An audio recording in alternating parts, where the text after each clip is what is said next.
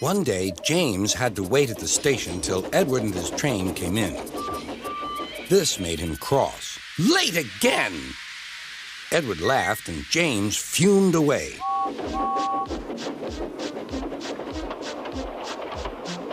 After James had finished his work, he went back to the yard and puffed onto the turntable.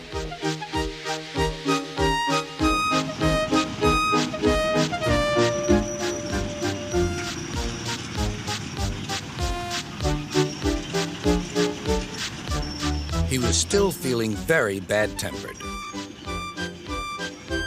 "Edward is impossible," he grumbled to the others. "He clanks about like a lot of old iron, and he is so slow, he makes us wait."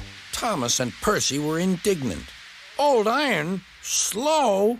Why, Edward could beat you in a race any day." "Really?" said James. "I should like to see him do it."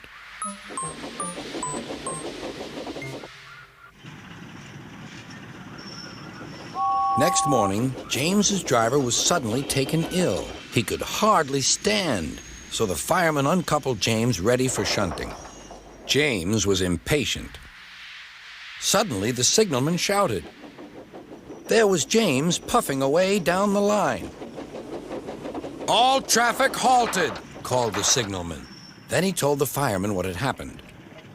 Two boys were on James's footplate fiddling with the controls. Phew! They tumbled off and ran when James started. The signalman answered the telephone. "Yes? He's here. Right. I'll tell him. The inspector's coming at once. He wants a shunter's pole and a coil of wire rope." "What for?" wondered the fireman. "Search me, but you'd better get them quickly." The fireman was ready when Edward arrived.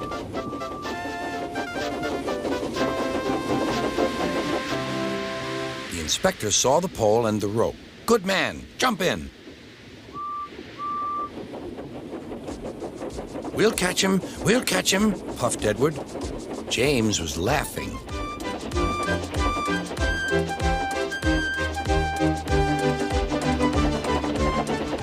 What a lark, he chuckled to himself.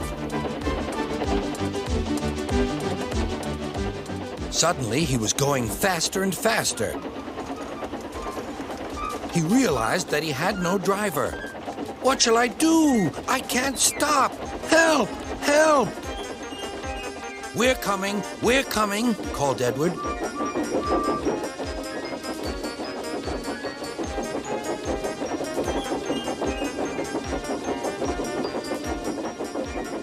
Edward was panting up behind with every ounce of steam he had. At last, he caught up with James.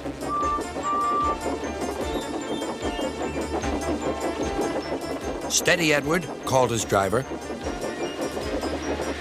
The inspector stood on Edward's front, holding a noose of rope in the crook of the shunter's pole. He was trying to slip it over James's buffer. The engines swayed and lurched. At last, "Got him!" he shouted. He pulled the noose tight. Gently braking, Edward's driver checked the engine speed, and James's fireman scrambled across and took control.